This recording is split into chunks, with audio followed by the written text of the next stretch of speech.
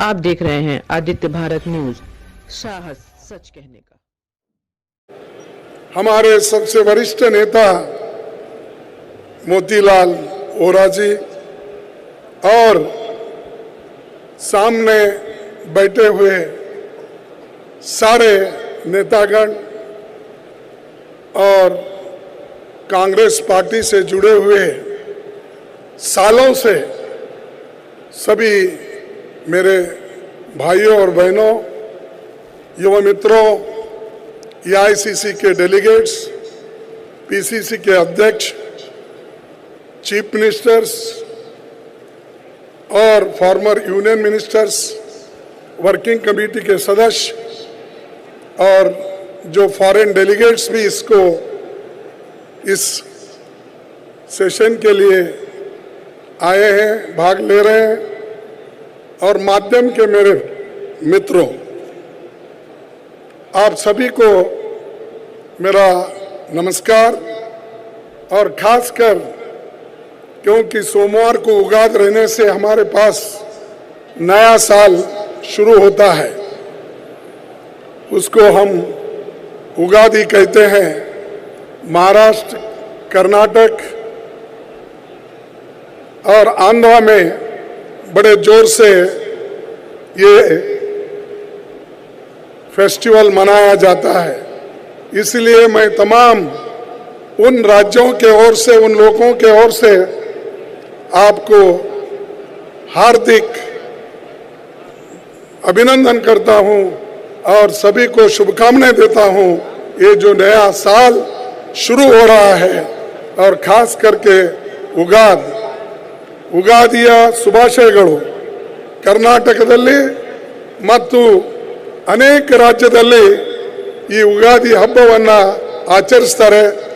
ಮಹಾರಾಷ್ಟ್ರದಲ್ಲೂ ಕೂಡ ಈ ಹಬ್ಬವನ್ನು ಆಚರಿಸ್ತಾರೆ. ಇದು ಅತ್ಯಂತ ದೊಡ್ಡ ಹಬ್ಬ ಮತ್ತು ಇದರಿಂದ ಇದು ಹೊಸ ವರ್ಷ ಪ್ರಾರಂಭ ಆಗ್ತದೆ. ಅದಕ್ಕಾಗಿ ನಿಮ್ಮೆಲ್ಲರಿಗೆ ನನ್ನ ಶುಭಾಶಯಗಳನ್ನು ನಾನು ಇಂದಿನ ದಿವಸ ತಿಳಿಸ್ತಾ ಇದ್ದೇನೆ. ಬಂಧುಗಳೇ, ರಾಜಕೀಯ ಪ್ರಸ್ತಾವವನ್ನು ನಾನು ಪ್ರಸ್ತಾಪ ಮಾಡಬೇಕಾಗಿದೆ. ಅದಕ್ಕಾಗಿ ನಾನು ಅದನ್ನು ಹಿಂದಿಯಲ್ಲೇ ಹೇಳಬೇಕಾಗ್ತದೆ ಮತ್ತು ವಿಶೇಷವಾಗಿ ಈ ದೇಶದ ಜನರಿಗೆ ಅರ್ಥ ಆಗಬೇಕು ಅಂದರೆ ವಿಶೇಷವಾಗಿ 80%ಗಿಂತಲೂ ಹೆಚ್ಚಿನ ಜನ ಹಿಂದಿ ಭಾಷೆಯಲ್ಲೇ ಮಾತಾಡೋದ್ರಿಂದ ನಾನು ಹಿಂದಿಯಲ್ಲಿ ನನ್ನ ಭಾಷಣವನ್ನು ಪ್ರಾರಂಭ ಮಾಡ್ತೇನೆ. भारतीय राष्ट्रीय कांग्रेस भारत के स्वतंत्रता संग्राम का मंच रही है। ये समावेश उदारवादी और भारत की समृद्ध विविधता का प्रतिनिधित्व करती है, जो बहुजातीय, बहुभाषी और बहुधार्मिक है।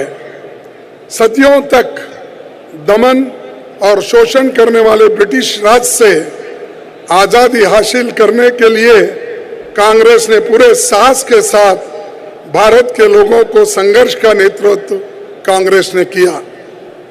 कांग्रेस ने सदा ही भारत की आत्मा और अपनी अनमोल एवं समृद्ध विरासत का प्रतिनिधित्व किया है। कांग्रेस ने देश के लोगों को सहारा दिया है, विपरीत समय में हिम्मत और शक्ति प्रदान की है।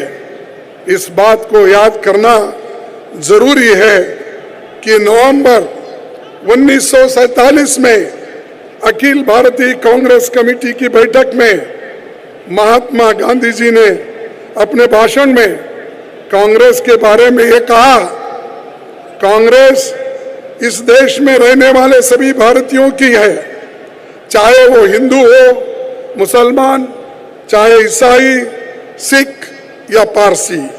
70 साल बाद भी कांग्रेस, और जिसका इतिहास 133 वर्ष का गौरवपूर्ण इतिहास है,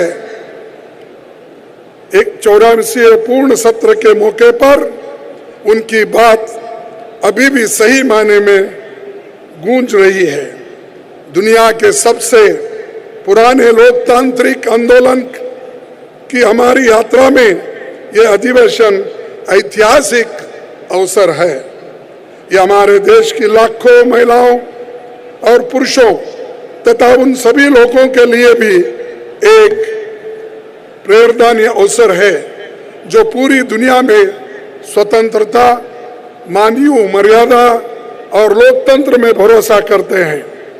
कांग्रेस का यह अधिवेशन दक्षिण अफ्रीका के गांधी जी का आगमन और भारत के लोगों को प्रेरित करने वाले उनके साहसपूर्ण संघर्ष का स्मरण करता है।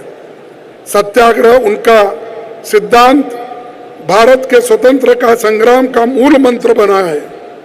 महात्मा गांधी ने लाखों लोगों को सादगी के साथ अपनी हिम्मत, सहानुभूति और मानवता को प्रदर्शित करने वाले उदाहरणों के जरिए अपने संदेशों से प्रभावित किया।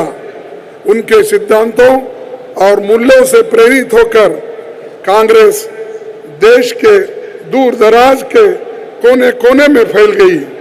कांग्रेस ने जाति, वर्ग, संप्रदाय या भाषा के बंधनों से ऊपर उठकर सभी लोगों को गले लगाया और आजादी के संघर्ष को लोकतांत्रिक दुनिया के इतिहास के सबसे बड़े जन आंदोलन में बदल दिया। कांग्रेस के मार्गदर्शक सिद्धांत और विचारधारा की स्थापना उन मूल्यों को की गई है आज भी भारत और पूरी दुनिया के लिए स्थायी रूप से प्रासंगिक है। पंडित जवाहरलाल नेहरू जी, नेताजी सुभाष चंद्र बोस, सरदार वल्लभ भाई पटेल और महान दिग्गजों के इस महत्वपूर्ण पार्टी का समर्थन किया।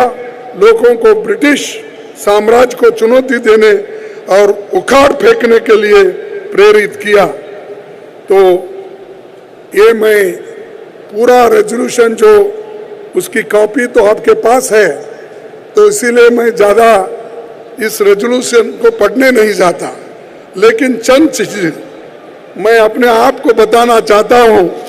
आज इस देश में क्या हो रहा है और खास करके पार्लियामेंट में आज बीजेपी सरकार, मोदी सरकार किस तरह से चल रही है या चला रही है, ये जानना आप सबको जरूरी है।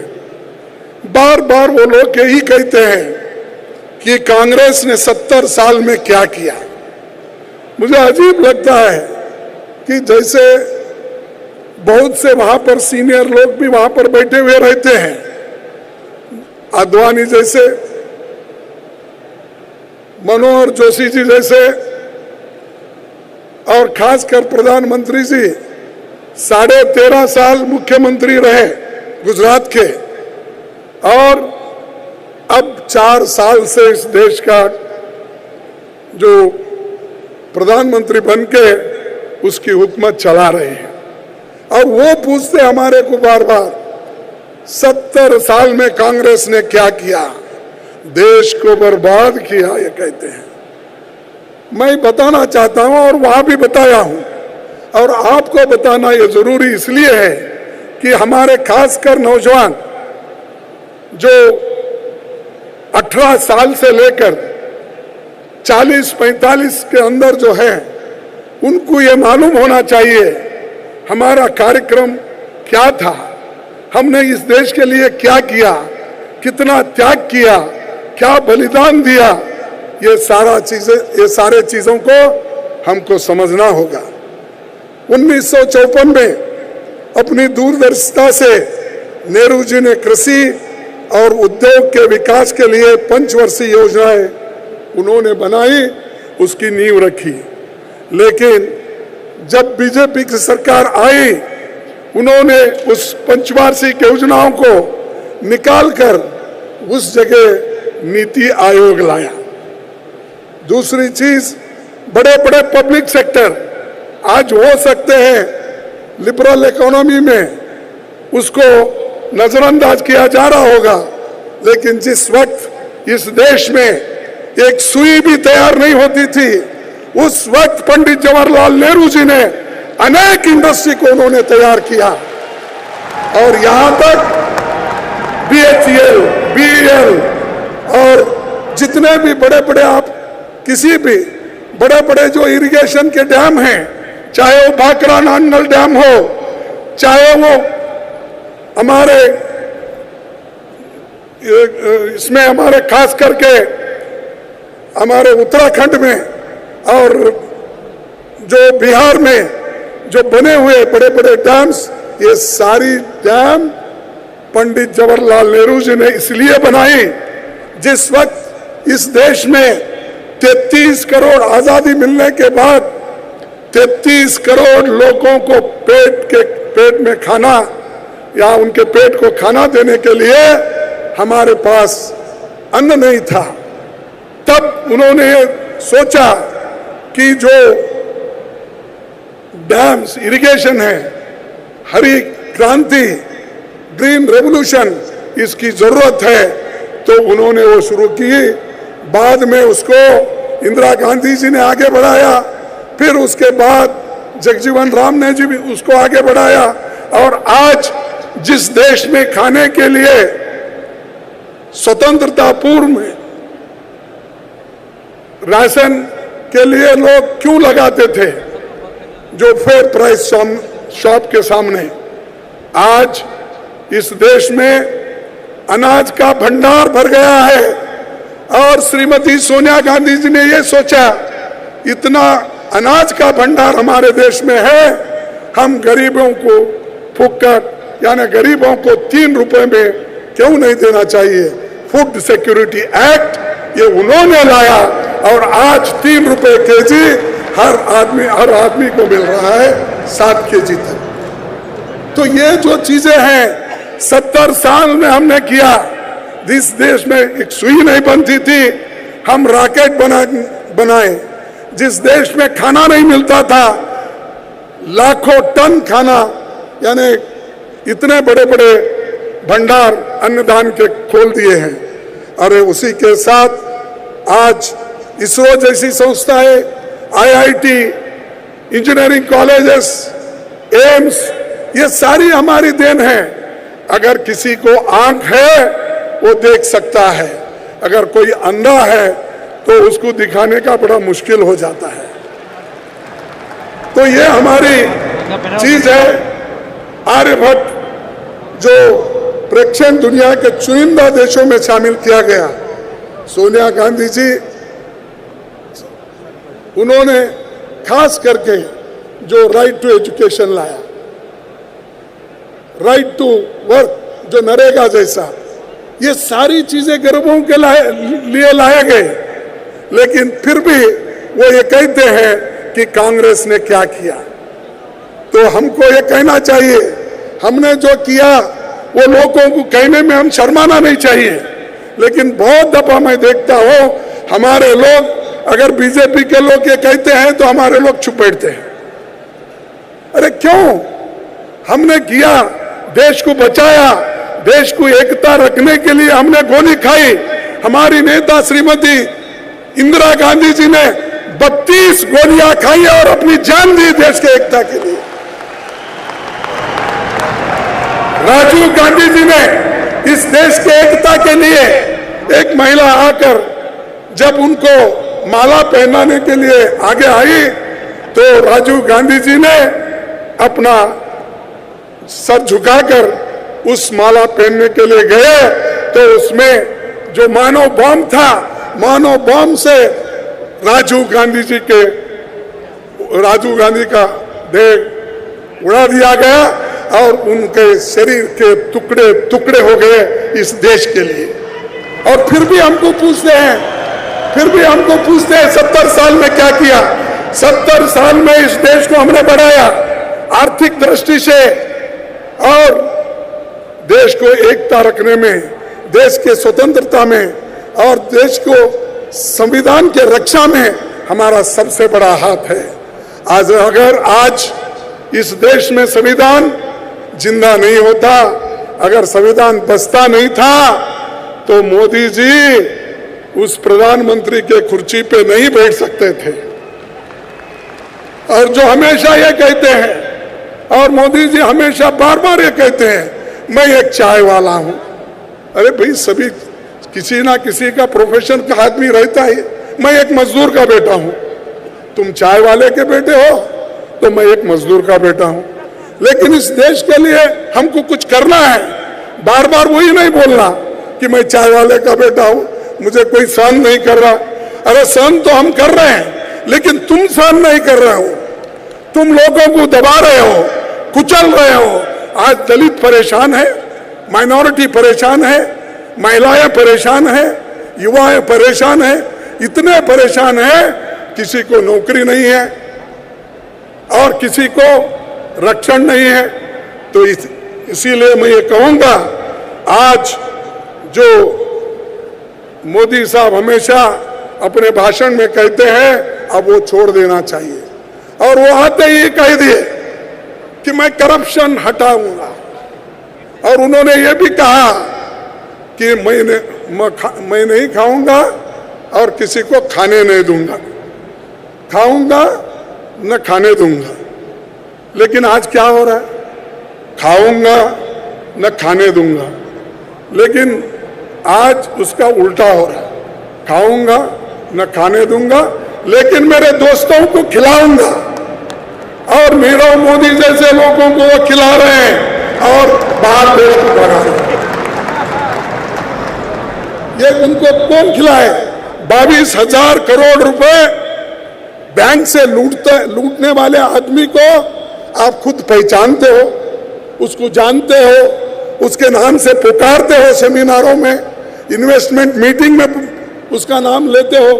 अगर वो आदमी 22,000 करोड़ रुपए बैंकों को चुन्ना लगा के भागता है तो हम क्या कहें? ये स्टेप भ्रष्टाचार मुक्त हो गया। अरे भ्रष्टाचार को तो आप सपोर्ट कर रहे हो। अब छोटा मोदी एक तो भाग गया, बड़े मोदी साहब तो सबको सपोर्ट कर रहे हैं। कोई क्रिकेट में फंसा हुआ है, कोई बैंकिंग गड़बड़ी में फंसा है, एक नहीं अनेक घोटाले हैं, लेकिन हमारे लोग कुछ नहीं बोलते। आप बोले जोर से, हम कुछ नहीं करें। क्या हुआ? 2G के बारे में बोले, सीबीआई ने बर्खास्त कर दिया, एक एविडेंस नहीं। उसका इतना प्रचार किया कि हमको इतना कमजोर किया, और हमारे लोग भी चुप बैठे। जो चीज सही है, सही के लिए भी अगर आपकी जबान नहीं उठती तो फिर क्या होगा? फिर कौन प्रचार करेंगे हमारे? इतने कार्यक्रम श्रीमती सोनिया गांधी जी ने दिए, इतने कार्यक्रम मनमोहन सिंह जी ने दी, कांग्रेस पार्टी ने दिया, कन्याकुमारी से कश्मीर तक हमने सारे वेलफेयर मेजर्स उनको दिए, लेकिन फिर भी हमारे नौजवान थोड़े खामोश है। मैं चाहता हूं आप उठो, संघर्ष करो और राहुल जी के साथ उनका मजबूती से उनका सपोर्ट करो। जब तक आप उठेंगे नहीं, सपोर्ट नहीं करेंगे, अगर बैठे जगह ही सब लोग बोलते जाएंगे क्यों ऐसा हो रहा, क्यों होता ही है। जब हम खुद को अपने आप के ऊपर जब विश्वास नहीं रखते और काम भी नहीं करते तो उसी जगह से हम हारते हैं। और कांग्रेस पार्टी कभी हारी नहीं, हारता भी नहीं। मैं देख रहा हूं, मेरे को 46 इयर्स कंप्लीट हो रहे हैं, ये 10 मार्च को खत्म हो गए 46 इयर्स। मैं 11 बार चुन के आने के बाद भी मैं इसलिए जिंदा हूं, कांग्रेस पार्टी मेरे को हमेशा सपोर्ट करती है। और कांग्रेस पार्टी के लोग हारते हैं तो कांग्रेस पार्टी के लोग ही हराते हैं, दूसरे नहीं। दूसरों की हिम्मत नहीं होती। जब अपने आप में हम अलग सलग होते हैं, एक दूसरे को गिराने की कोशिश करते हैं, चीफ मिनिस्टर बनने की कोशिश करते हैं, मंत्री बनने की कोशिश करते हैं, तो हम ही लोग गिराते हैं। तो इसलिए मैं आपसे अपील करता हूं, अपने मतभेद कितने भी होंगे, देश के लिए छोड़ो। संविधान के रक्षा के लिए छोड़ो, लोकतंत्र के हिफाजत के लिए छोड़ो, महिला और दलित शोषित वर्गों के लिए आप पूरे लोग एकजुट हो जाओ, यही मेरी आपसे विनती है। अब और दूसरी चीज मैं आपसे ये कहूंगा कि हमने बहुत सारी चीजें अपने पॉलिटिकल रेजोल्यूशन में लाए हैं। मैं वो सारी चीजें फिर से बताना नहीं चाहता हूं क्योंकि आपको चर्चा के लिए बड़ा समय है, तो उस समय में आप सारी चीजें ले सकते हैं। लेकिन एक दो चीजें और भी मैं बताऊंगा जो किसान का समस्या है। खैर वो रेजोल्यूशन तो सेपरेट है, लेकिन 16,000 किसान लोग आज सुसाइड कर लिए, 16,000 से भी ज्यादा हो सकता है, लेकिन जो आंकड़े मुझे मिले हैं। और ये बीजेपी सरकार ने क्या किया? हमारी सरकारों ने जब कभी किसानों के ऊपर कोई ऐसी आपत्ति आती थी तो हमने, श्रीमती सोनिया गांधी जी ने, मनमोहन सिंह जी ने यह तय किया जब किसान आपत में है हम उनको मदद करना चाहिए। 72,000 करोड़ हमने किसानों का लोन माफ किया। बताओ बीजेपी ने कितना किया? कौन से स्टेट में किया? किया तो भी वो यूपी में किया, लेकिन वो लोग उसको नकार दिए, तुम जाओ, और वो उसको सबक भी सिखा दिए गोरखपुर में और दूसरे जगह। और वो आकर कर्नाटक में प्रचार कर रहा है। अपना घर तो छोड़ दिया, लेकिन कर्नाटक में आके प्रचार करने का शुरू किया है। लेकिन लोग वहां भी उनको सबक सिखाएंगे। और कांग्रेस पार्टी कर्नाटक में आपके ब्लेसिंग से, आपके कोऑपरेशन से फिर से अधिकार में आएगा। मैं आपको कहने लगा, आपकी मदद की जरूरत है। जिस ढंग से बीजेपी के लोग, जिस ढंग से आरएसएस के लोग घर घर जाकर काम करते हैं, वैसा ही आप हमारी मदद कर्नाटक में आप करना चाहिए। मैं आपसे अपील करूंगा, आपके कितने भी तकलीफ होने दो, आप वो सभी को अलग रख के आप आगे बढ़ना चाहिए। और एक बात मैं ये कहूंगा कि जो बार बार मोदी जी अपने भाषण में ये कहते हैं कि मैं किसानों की रक्षा करूंगा, किसानों की रक्षा करूंगा, ये मुंह से कहते हैं, लेकिन उनके बजट में कुछ दिखाई नहीं देता। जेटली साहब हमेशा ये बात करते हैं क्या कि हम किसान, दलित, पिछड़े सबको मदद कर रहे हैं, लेकिन उनके बजट में कुछ भी नहीं है, ना दलितों के लिए है। एक कर्नाटक राज्य का उदाहरण देता हूं, जो कांग्रेस पार्टी सिद्धरामैया के नेतृत्व में, राहुल जी के नेतृत्व वाली एक मार्गदर्शन में, वहां पर किसानों का कर्जा भी हमने माफ कर दिया। और दूसरा, जो बजट सेंट्रल का है, केवल 54,000 करोड़ रुपए दलितों के लिए है, लेकिन कर्नाटक अकेले राज्य में 27,000 करोड़ रुपए रखे हैं एक ही राज्य में। ये कांग्रेस का देन है। हम बहुत कुछ किए हैं और करने वाले हैं। इसीलिए एक किसान मुझे मिला था, उसने ये कहा, क्या साहब, हमको कोई पूछने वाला नहीं है, कोई कुछ देखने वाला नहीं है। अगर आपकी सरकार होती तो आप हमेशा हमको मदद करते, लेकिन ये आज हमको किसी से मदद नहीं मिल रही और हमारा ऐसा हो रहा है। तो उन्होंने एक शायरी मुझे बतलाई। उन्होंने जो कहा मैं वही कहूँगा। उसने ये कहा, उस किसान ने, कत्ल हुआ हमारा इस तरह किस्तों में, कत्ल हुआ हमारा इस तरह किस्तों में, कभी खंजर बदल गए, कभी कातिल बदल गए। तो ये मैं नहीं कह रहा हूं, ये किसान बोल रहा है। ये बीजेपी सरकार आने के बाद ये क्या हो रहा है, ये उसने बताया।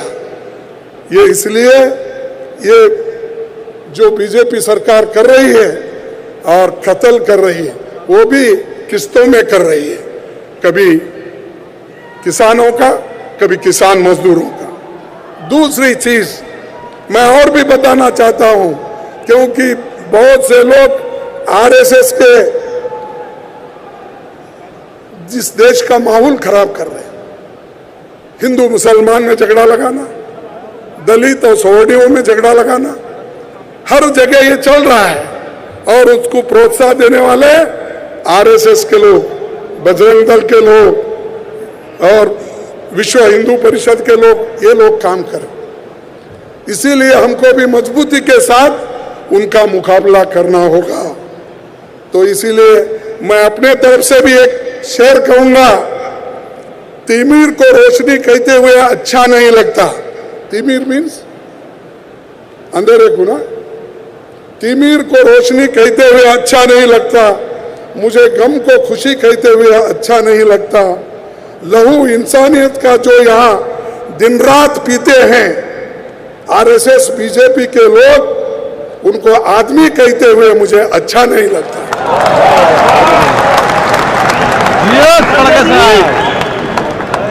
मैं प्रेसिडेंट भाषण पे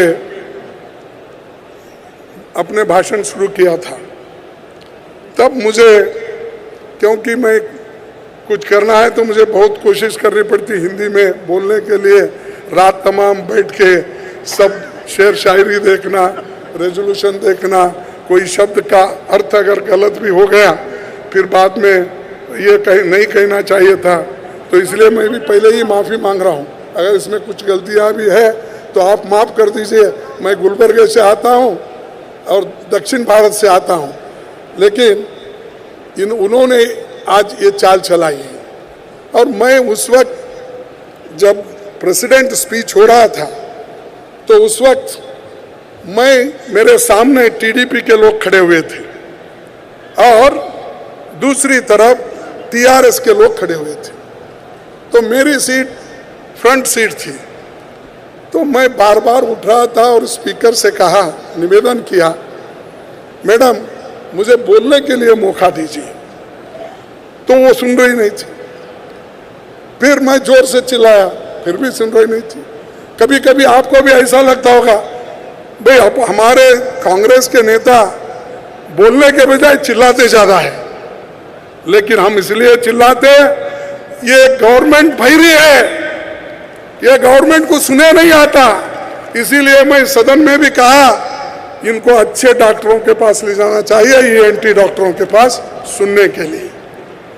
तो उस वक्त वो टीडीपी के लोगों के लिए कहा, मैं क्या कहा, क्योंकि वो मेरे आड़े आ रहे थे, तख्ते लगे हुए थे और बार बार हमारे चीफ विप्स भी मुझे पूछते रहते हैं, जल्दी उठो करो, तो इसलिए उनके तरफ भी मुझे देखना पड़ता है, उनका क्या आदेश है।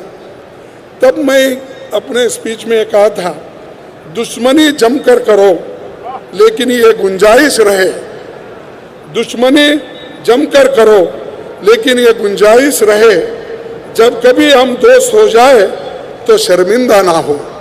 ये मैं टीडीपी को कहा, मैं वायाराज को कहा, क्योंकि वो मेरे सामने आ रहे थे, अरे भाई दुश्मनी जम के करो लेकिन थोड़ी गुंजाइश तो रखो। लेकिन कल मुझे मालूम हुआ, जब उन्होंने नो कॉन्फिडेंस मोशन लाने के लिए हर एक लीडर के पास फिर रहे थे, मेरे को इसका याद आया, जो शायरी मैं उनके लिए बोला था, मोदी जी ने ये कहा, समझा कि मेरे लिए बोल रहे। भाई आपके लिए, आपके लिए तो अलग शायरी है, अलग बातें हम बोलेंगे।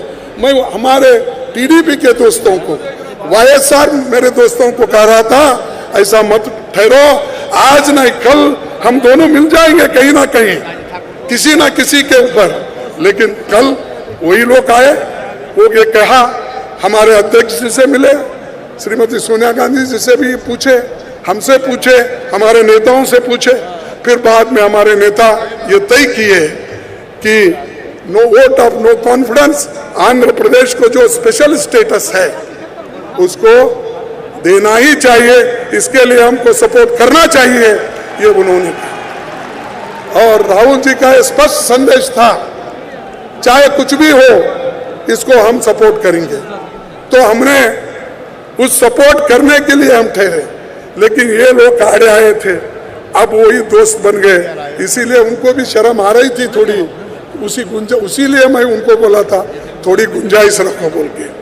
तो इसीलिए मैं ज़्यादा और कुछ नहीं कहते हुए मैं इतना कहूँगा कि हमको काम बहुत करना है, और महिलाओं के बारे में भी, दलितों के बारे में, और दलितों की बात तो बहुत लोग करते हैं। डॉक्टर बाबा साहब अम्बेडकर का नाम तो इतना ले रहे हैं आजकल मोदी जी, आरएसएस के लोग।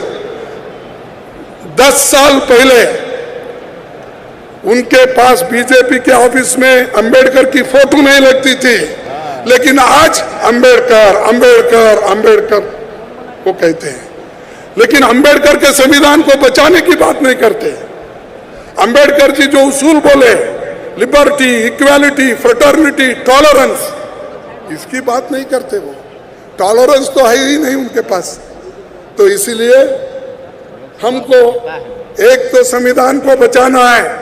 मैं खासकर दलित लोगों से अपील करता हूं, पिछड़े लोगों से अपील करता हूं, महिलाओं से अपील करता हूं कि अगर संविधान बचा तो आप बचेंगे, अगर संविधान नहीं है तो कोई रिजर्वेशन नहीं। अब एक एक होके खत्म हो रहा है। यूनिवर्सिटीज में वो रिजर्वेशन खत्म किए और वहां पर वो अलग ढंग से रिजर्वेशन लाए। जिस डिपार्टमेंट में अगर 2 चीजें हैं या 2 वैकेंसीज है, उतना ही वो देख ले। तो इसीलिए इस संविधान को बचाना है, हमको काम करना है, आगे बढ़ना है। तो इसीलिए हमको कोई मिटा नहीं सकता, और कांग्रेस पार्टी को मिटाने की बात बहुत लोग कर रहे हैं। और कांग्रेस पार्टी के लिए वो ये भी कहते हैं कि उनका अब नामो निशान नहीं है, एक एक करके हम हटा रहे हैं, ये उनका कहना है। लेकिन वो याद रखे, हम इतने जल्दी इनके हाथ में मिलने वाले नहीं हैं, और हम बढ़ते रहेंगे। हम तो बीज है, आप जितना जमीन के अंदर दबाएंगे उतना ऊपर हम आएंगे। तो ये इतना कहते हुए मैं ज़्यादा वक्त नहीं लेता हूं, क्योंकि मेरे पीछे अभी जनरल सेक्रेटरी साहब आए, इसीलिए मैं आप सभी का धन्यवाद करता हूं कि जो कुछ भी मैंने कहा, जो चीज़ें अच्छे हैं वो आप लेके जाइए, जिन चीज़ों में कमियां हैं वो मेरे झोली में छोड़िए, मैं लेकर चले जाता हूं।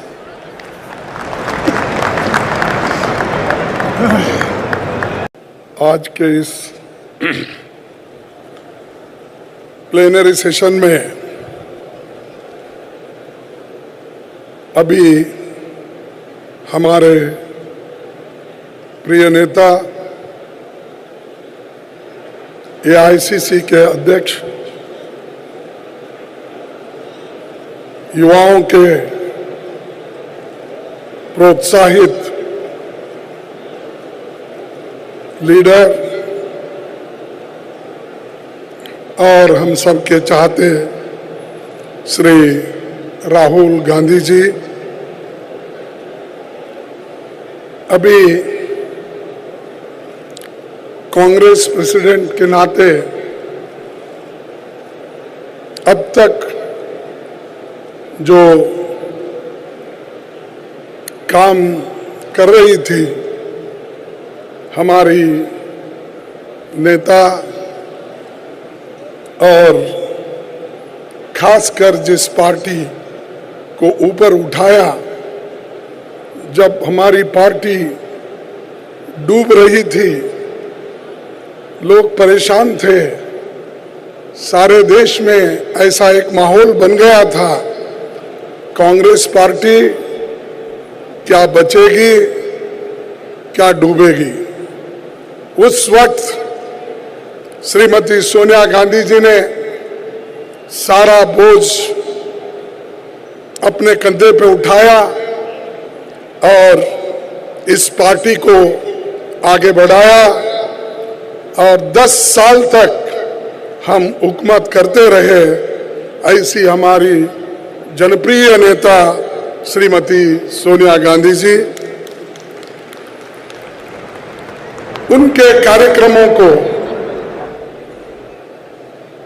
आगे बढ़ाने में और डूबती हुई आर्थिक स्थिति को संभालने के लिए पूरी कोशिश, पूरी ताकत, पूरी मेहनत हमारे आर्थिक तज्ञ और जाने माने दुनिया के इकोनॉमिस्ट डॉक्टर मनमोहन सिंह जी, भूतपूर्व प्रधानमंत्री जी, राज्यसभा में हमारे नेता, सीनियर नेता, जो इस पार्टी के साथ विद्यार्थी जीवन से युवक होने के नाते भी और आज जो अपोजिशन पार्टी का खासकर नेतृत्व कर रहे हैं राज्यसभा में, वो गुलाम नबी आज़ाद जी, हमारे सीनियर नेता एंथोनी जी, हमारे सबसे वरिष्ठ नेता मोतीलाल वोरा जी और सामने बैठे हुए सारे नेतागण और कांग्रेस पार्टी से जुड़े हुए सालों से सभी मेरे भाइयों और बहनों, युवा मित्रों, एआईसीसी के डेलीगेट्स, पीसीसी के अध्यक्ष, चीफ मिनिस्टर्स और former union ministers, working committee के सदस्य और जो फॉरेन डेलीगेट्स भी इस सेशन के लिए आए हैं, भाग ले रहे हैं, और माध्यम के मेरे मित्रों, आप सभी को मेरा नमस्कार। और खासकर क्योंकि सोमवार को उगाद रहने से हमारे पास नया साल शुरू होता है, उसको हम उगादी कहते हैं। महाराष्ट्र, कर्नाटक और आंध्र में बड़े जोर से ये फेस्टिवल मनाया जाता है। इसलिए मैं तमाम उन राज्यों के ओर से, उन लोगों के ओर से आपको हार्दिक अभिनंदन करता हूं और सभी को शुभकामनाएं देता हूं। ये जो नया साल शुरू हो रहा है और खास करके ಉಗಾದಿಯ ಶುಭಾಶಯಗಳು ಕರ್ನಾಟಕದಲ್ಲಿ ಮತ್ತು ಅನೇಕ ರಾಜ್ಯದಲ್ಲಿ ಈ ಉಗಾದಿ ಹಬ್ಬವನ್ನು ಆಚರಿಸ್ತಾರೆ. ಮಹಾರಾಷ್ಟ್ರದಲ್ಲಿಯೂ ಕೂಡ ಈ ಹಬ್ಬವನ್ನು ಆಚರಿಸ್ತಾರೆ. ಇದು ಅತ್ಯಂತ ದೊಡ್ಡ ಹಬ್ಬ ಮತ್ತು ಇದರಿಂದ ಇದು ಹೊಸ ವರ್ಷ ಪ್ರಾರಂಭ ಆಗ್ತದೆ. ಅದಕ್ಕಾಗಿ ನಿಮ್ಮೆಲ್ಲರಿಗೆ ನನ್ನ ಶುಭಾಶಯಗಳನ್ನು ನಾನು ಇಂದಿನ ದಿವಸ ತಿಳಿಸ್ತಾ ಇದ್ದೇನೆ. ಬಂಧುಗಳೇ, ರಾಜಕೀಯ ಪ್ರಸ್ತಾವವನ್ನು ನಾನು ಪ್ರಸ್ತಾಪ ಮಾಡಬೇಕಾಗಿದೆ. ಅದಕ್ಕಾಗಿ ನಾನು ಅದನ್ನು ಹಿಂದಿಯಲ್ಲೇ ಹೇಳಬೇಕಾಗ್ತದೆ ಮತ್ತು ವಿಶೇಷವಾಗಿ ಈ ದೇಶದ ಜನರಿಗೆ ಅರ್ಥ ಆಗಬೇಕು ಅಂದರೆ ವಿಶೇಷವಾಗಿ 80%ಕ್ಕಿಂತಲೂ ಹೆಚ್ಚಿನ ಜನ ಹಿಂದಿ ಭಾಷೆಯಲ್ಲಿ ಮಾತಾಡೋದ್ರಿಂದ ನಾನು ಹಿಂದಿಯಲ್ಲಿ ನನ್ನ ಭಾಷಣವನ್ನು ಪ್ರಾರಂಭ ಮಾಡ್ತೇನೆ. भारतीय राष्ट्रीय कांग्रेस भारत के स्वतंत्रता संग्राम का मंच रही है. ये समावेश उदारवादी और भारत की समृद्ध विविधता का प्रतिनिधित्व करती है, जो बहुजातीय, बहुभाषी और बहुधार्मिक है. सदियों तक दमन और शोषण करने वाले ब्रिटिश राज से आजादी हासिल करने के लिए कांग्रेस ने पूरे साहस के साथ भारत के लोगों को संघर्ष का नेतृत्व कांग्रेस ने किया। कांग्रेस ने सदा ही भारत की आत्मा और अपनी अनमोल एवं समृद्ध विरासत का प्रतिनिधित्व किया है। कांग्रेस ने देश के लोगों को सहारा दिया है, विपरीत समय में हिम्मत और शक्ति प्रदान की है। इस बात को याद करना जरूरी है कि नवंबर 1947 में अखिल भारतीय कांग्रेस कमेटी की बैठक में महात्मा गांधी जी ने अपने भाषण में कांग्रेस के बारे में ये कहा, कांग्रेस इस देश में रहने वाले सभी भारतीयों की है, चाहे वो हिंदू हो, मुसलमान, चाहे ईसाई, सिख या पारसी।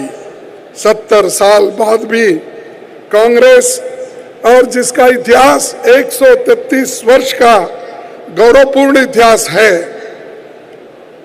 एक 84वें पूर्ण सत्र के मौके पर उनकी बात अभी भी सही मायने में गूंज रही है।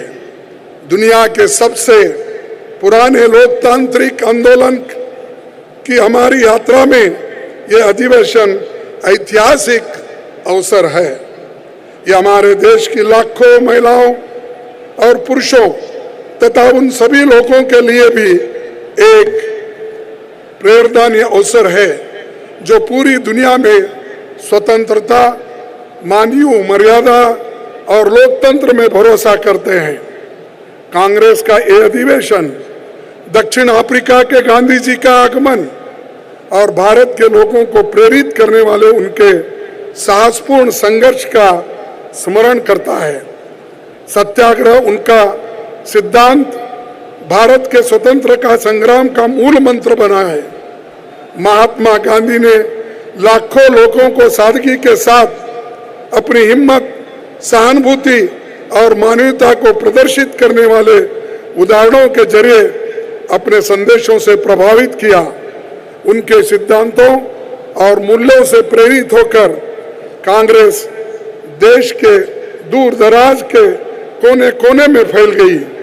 कांग्रेस ने जाति, वर्ग, संप्रदाय या भाषा के बंधनों से ऊपर उठकर सभी लोगों को गले लगाया और आजादी के संघर्ष को लोकतांत्रिक दुनिया के इतिहास के सबसे बड़े जन आंदोलन में बदल दिया।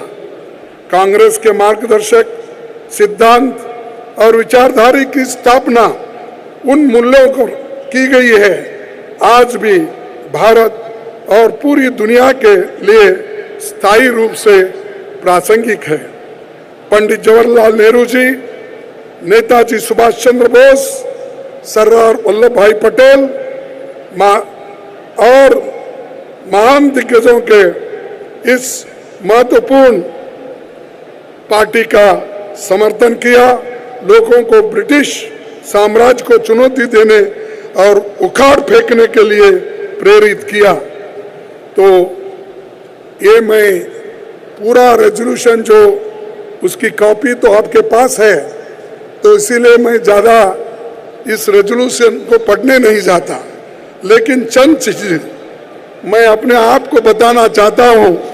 आज इस देश में क्या हो रहा है और खास करके पार्लियामेंट में आज बीजेपी सरकार, मोदी सरकार किस तरह से चल रही है या चला रही है, ये जानना आप सबको जरूरी है। बार बार वो लोग यही कहते हैं कि कांग्रेस ने 70 साल में क्या किया। मुझे अजीब लगता है कि जैसे बहुत से वहां पर सीनियर लोग भी वहां पर बैठे हुए रहते हैं, आडवाणी जैसे, मनोहर जोशी जी जैसे, और खासकर प्रधानमंत्री जी 13.5 साल मुख्यमंत्री रहे गुजरात के, और अब 4 साल से इस देश का जो प्रधानमंत्री बनके उसकी हुकूमत चला रहे हैं। और वो पूछते हमारे को बार बार 70 साल में कांग्रेस ने क्या किया, देश को बर्बाद किया, ये कहते हैं। मैं बताना चाहता हूं और वहां भी बताया हूं, और आपको बताना ये जरूरी इसलिए है कि हमारे खासकर नौजवान जो 18 साल से लेकर 40-45 के अंदर जो है, उनको ये मालूम होना चाहिए हमारा कार्यक्रम क्या था, हमने इस देश के लिए क्या किया, कितना त्याग किया, क्या बलिदान दिया। ये सारे चीजों को हमको समझना होगा। 1954 में अपनी दूरदर्शिता से नेहरू जी ने कृषि और उद्योग के विकास के लिए पंचवर्षीय योजनाएं उन्होंने बनाई, उसकी नींव रखी। लेकिन जब बीजेपी की सरकार आई, उन्होंने उस पंचवार्षिक योजनाओं को निकालकर उस जगह नीति आयोग लाया। दूसरी चीज, बड़े बड़े पब्लिक सेक्टर आज हो सकते हैं लिबरल इकोनॉमी में, उसको नजरअंदाज किया जा रहा होगा, लेकिन जिस वक्त इस देश में एक सुई भी तैयार नहीं होती थी, उस वक्त पंडित जवाहरलाल नेहरू जी ने अनेक इंडस्ट्री को उन्होंने तैयार किया। और यहां तक BHEL, BEL और जितने भी बड़े बड़े, आप किसी भी बड़े बड़े जो इरिगेशन के डैम हैं, चाहे वो भाखड़ा नांगल डैम हो, चाहे वो हमारे इसमें हमारे खास करके हमारे उत्तराखंड में और जो बिहार में जो बने हुए बड़े बड़े डैम्स, ये सारी डैम पंडित जवाहरलाल नेहरू जी ने इसलिए बनाई, जिस वक्त इस देश में 33 करोड़ आजादी मिलने के बाद 33 करोड़ लोगों को पेट में खाना या उनके पेट को खाना देने के लिए हमारे पास अन्न नहीं था। तब उन्होंने सोचा कि जो डैम्स, इरिगेशन है, हरी क्रांति, ग्रीन रेवोल्यूशन, इसकी जरूरत है, तो उन्होंने वो शुरू की। बाद में उसको इंदिरा गांधी जी ने आगे बढ़ाया, फिर उसके बाद जगजीवन राम ने जी भी उसको आगे बढ़ाया, और आज जिस देश में खाने के लिए स्वतंत्रता पूर्व में राशन के लिए लोग क्यों लगाते थे, जो फेयर प्राइस शॉप के सामने, आज इस देश में अनाज का भंडार भर गया है। और श्रीमती सोनिया गांधी जी ने ये सोचा, इतना अनाज का भंडार हमारे देश में है, हम गरीबों को फुकट यानी गरीबों को 3 रुपए में क्यों नहीं देना चाहिए। फूड सिक्योरिटी एक्ट ये उन्होंने लाया, और आज 3 रुपए केजी हर आदमी को मिल रहा है 7 केजी तक। तो ये जो चीजें हैं 70 साल में हमने किया। जिस देश में एक सुई नहीं बनती थी, हम रॉकेट बनाए।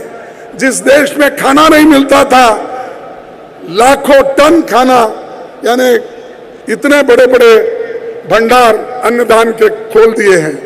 अरे उसी के साथ आज इसरो जैसी संस्थाएं, IIT, इंजीनियरिंग कॉलेजेस, एम्स, ये सारी हमारी देन है। अगर किसी को आंख है वो देख सकता है, अगर कोई अंधा है तो उसको दिखाने का बड़ा मुश्किल हो जाता है। तो ये हमारी चीज है। आर्यभट्ट जो प्रेक्षण दुनिया के चुनिंदा देशों में शामिल किया गया, सोनिया गांधी जी उन्होंने खास करके जो राइट टू एजुकेशन लाया, राइट टू वर्क जो नरेगा जैसा, ये सारी चीजें गरीबों के लिए लाए गए। लेकिन फिर भी वो ये कहते हैं कि कांग्रेस ने क्या किया। तो हमको ये कहना चाहिए, हमने जो किया वो लोगों को कहने में हम शर्माना नहीं चाहिए। लेकिन बहुत दफा मैं देखता हूं हमारे लोग, अगर बीजेपी के लोग ये कहते हैं तो हमारे लोग चुप बैठते हैं। अरे क्यों? हमने किया, देश को बचाया, देश को एकता रखने के लिए हमने गोली खाई। हमारी नेता श्रीमती इंदिरा गांधी जी ने 32 गोलियां खाई और अपनी जान दी देश के एकता के लिए। राजीव गांधी जी ने इस देश के एकता के लिए, एक महिला आकर जब उनको माला पहनाने के लिए आगे आई तो राजीव गांधी जी ने अपना सर झुकाकर उस माला पहनने के लिए गए तो उसमें जो मानव बम था, मानव बम से राजीव गांधी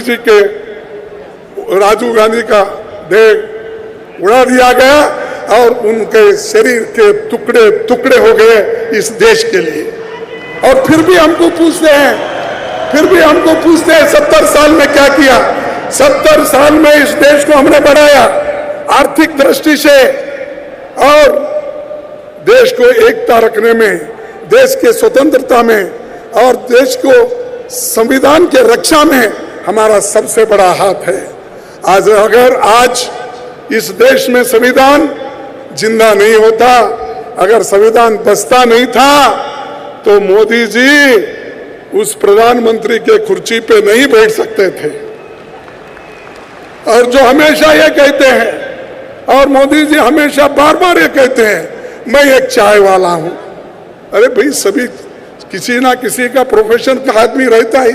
मैं एक मजदूर का बेटा हूं, तुम चाय वाले के बेटे हो तो मैं एक मजदूर का बेटा हूं। लेकिन इस देश के लिए हमको कुछ करना है, बार बार वही नहीं बोलना कि मैं चाय वाले का बेटा हूं, मुझे कोई सहन नहीं कर रहा। अरे सहन तो हम कर रहे हैं, लेकिन तुम सहन नहीं कर रहे हो, तुम लोगों को दबा रहे हो, कुचल रहे हो। आज दलित परेशान है, माइनॉरिटी परेशान है, महिलाएं परेशान है, युवाएं परेशान है, इतने परेशान है, किसी को नौकरी नहीं है और किसी को रक्षण नहीं है। तो इसीलिए मैं ये कहूंगा, आज जो मोदी साहब हमेशा अपने भाषण में कहते हैं, अब वो छोड़ देना चाहिए। और वो आते ही कह दिए कि मैं करप्शन हटाऊंगा। और उन्होंने ये भी कहा कि मैं नहीं खाऊंगा और किसी को खाने नहीं दूंगा, खाऊंगा न खाने दूंगा। लेकिन आज क्या हो रहा है? खाऊंगा न खाने दूंगा, लेकिन आज उसका उल्टा हो रहा है। खाऊंगा न खाने दूंगा, लेकिन मेरे दोस्तों को खिलाऊंगा। और नीरव मोदी जैसे लोगों को वो खिला रहे हैं और बाहर देश को भगा रहे हैं। ये उनको कौन खिलाए? 22,000 करोड़ रुपए बैंक से लूटने वाले आदमी को आप खुद पहचानते हो, उसको जानते हो, उसके नाम से पुकारते हो, सेमिनारों में, इन्वेस्टमेंट मीटिंग में उसका नाम लेते हो। अगर वो आदमी 22,000 करोड़ रुपए बैंकों को चुन्ना लगा के भागता है तो हम क्या कहें? ये स्टेप भ्रष्टाचार मुक्त हो गया। अरे भ्रष्टाचार को तो आप सपोर्ट कर रहे हो।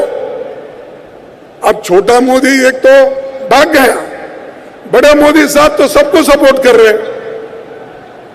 कोई क्रिकेट में फंसा हुआ है, कोई बैंकिंग गड़बड़ी में फंसा है, एक नहीं अनेक घोटाले हैं, लेकिन हमारे लोग कुछ नहीं बोलते। आप बोले जोर से, हम कुछ नहीं करें। क्या हुआ? 2G के बारे में बोले, सीबीआई ने बर्खास्त कर दिया, एक एविडेंस नहीं। उसका इतना प्रचार किया कि हमको इतना कमजोर किया और हमारे लोग भी चुप बैठे।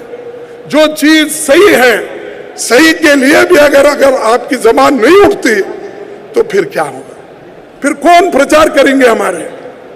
इतने कार्यक्रम श्रीमती सोनिया गांधी जी ने दिए, इतने कार्यक्रम मनमोहन सिंह जी ने दी, कांग्रेस पार्टी ने दिया, कन्याकुमारी से कश्मीर तक हमने सारे वेलफेयर मेजर्स उनको दिए, लेकिन फिर भी हमारे नौजवान थोड़े खामोश हैं। मैं चाहता हूं आप उठो, संघर्ष करो और राहुल जी के साथ उनका मजबूती से उनका सपोर्ट करो। जब तक आप उठेंगे नहीं, सपोर्ट नहीं करेंगे, अगर बैठे जगह ही सब लोग बोलते जाएंगे क्यों ऐसा हो रहा, क्यों होता ही है। जब हम खुद को अपने आप के ऊपर जब विश्वास नहीं रखते और काम भी नहीं करते तो उसी जगह से हम हारते हैं। और कांग्रेस पार्टी कभी हारी नहीं, हारता भी नहीं। मैं देख रहा हूं, मेरे को 46 इयर्स कंप्लीट हो रहे हैं, ये 10 मार्च को खत्म हो गए 46 इयर्स। मैं 11 बार चुन के आने के बाद भी मैं इसलिए जिंदा हूं, कांग्रेस पार्टी मेरे को हमेशा सपोर्ट करती है। और कांग्रेस पार्टी के लोग हारते हैं तो कांग्रेस पार्टी के लोग ही हराते हैं, दूसरे नहीं। दूसरों की हिम्मत नहीं होती। जब अपने आप में हम अलग सलग होते हैं, एक दूसरे को गिराने की कोशिश करते हैं, चीफ मिनिस्टर बनने की कोशिश करते हैं, मंत्री बनने की कोशिश करते हैं, तो हम ही लोग गिराते हैं। तो इसलिए मैं आपसे अपील करता हूं, अपने मतभेद कितने भी होंगे, देश के लिए छोड़ो, संविधान के रक्षा के लिए छोड़ो, लोकतंत्र के हिफाजत के लिए छोड़ो, महिला और दलित शोषित वर्गों के लिए आप पूरे लोग एकजुट हो जाओ, यही मेरी आपसे विनती है। और दूसरी चीज मैं आपसे ये कहूंगा कि हमने बहुत सारी चीजें अपने पॉलिटिकल रेजोल्यूशन में लाए हैं। मैं वो सारी चीजें फिर से बताना नहीं चाहता हूं, क्योंकि आपको चर्चा के लिए बड़ा समय है, तो उस समय में आप सारी चीजें ले सकते हैं। लेकिन एक दो चीजें और भी मैं बताऊंगा जो किसान का समस्या है। खैर वो रेजोल्यूशन तो सेपरेट है, लेकिन 16,000 किसान लोग आज सुसाइड कर लिए, 16,000 से भी ज्यादा हो सकता है, लेकिन जो आंकड़े मुझे मिले हैं। और ये बीजेपी सरकार ने क्या किया? हमारी सरकारों ने जब कभी किसानों के ऊपर कोई ऐसी आपत्ति आती थी तो हमने, श्रीमती सोनिया गांधी जी ने, मनमोहन सिंह जी ने यह तय किया, जब किसान आपत में है हम उनको मदद करना चाहिए। 72,000 करोड़ हमने किसानों का लोन माफ किया। बताओ बीजेपी ने कितना किया? कौन से स्टेट में किया? किया तो भी वो यूपी में किया, लेकिन वो लोग उसको नकार दिए, तुम जाओ, और वो उसको सबक भी सिखा दिए गोरखपुर में और दूसरे जगह। और वो आकर कर्नाटक में प्रचार कर रहा है। अपना घर तो छोड़ दिया, लेकिन कर्नाटक में आके प्रचार करने का शुरू किया है। लेकिन लोग वहां भी उनको सबक सिखाएंगे। और कांग्रेस पार्टी कर्नाटक में आपके ब्लेसिंग से, आपके कोऑपरेशन से फिर से अधिकार में आएगा। मैं आपको कहने लगा, आपकी मदद की जरूरत है। जिस ढंग से बीजेपी के लोग, जिस ढंग से आरएसएस के लोग घर घर जाकर काम करते हैं, वैसा ही आप हमारी मदद कर्नाटक में आप करना चाहिए। मैं आपसे अपील करूंगा, आपके कितने भी तकलीफ होने दो, आप वो सभी को अलग रख के आप आगे बढ़ना चाहिए। और एक बात मैं ये कहूंगा कि जो बार बार मोदी जी अपने भाषण में ये कहते हैं कि मैं किसानों की रक्षा करूंगा, किसानों की रक्षा करूंगा, ये मुंह से कहते हैं, लेकिन उनके बजट में कुछ दिखाई नहीं देता। जेटली साहब हमेशा ये बात करते हैं क्या कि हम किसान, दलित, पिछड़े सबको मदद कर रहे हैं, लेकिन उनके बजट में कुछ भी नहीं है, ना दलितों के लिए है। एक कर्नाटक राज्य का उदाहरण देता हूं, जो कांग्रेस पार्टी सिद्धरामैया के नेतृत्व में, राहुल जी के नेतृत्व वाली एक मार्गदर्शन में, वहां पर किसानों का कर्जा भी हमने माफ कर दिया। और दूसरा, जो बजट सेंट्रल का है, केवल 54,000 करोड़ रुपए दलितों के लिए है। लेकिन कर्नाटक अकेले राज्य में 27,000 करोड़ रुपए रखे हैं एक ही राज्य में। ये कांग्रेस का देन है। हम बहुत कुछ किए हैं और करने वाले हैं। इसीलिए एक किसान मुझे मिला था, उसने ये कहा, क्या साहब, हमको कोई पूछने वाला नहीं है, कोई कुछ देखने वाला नहीं है।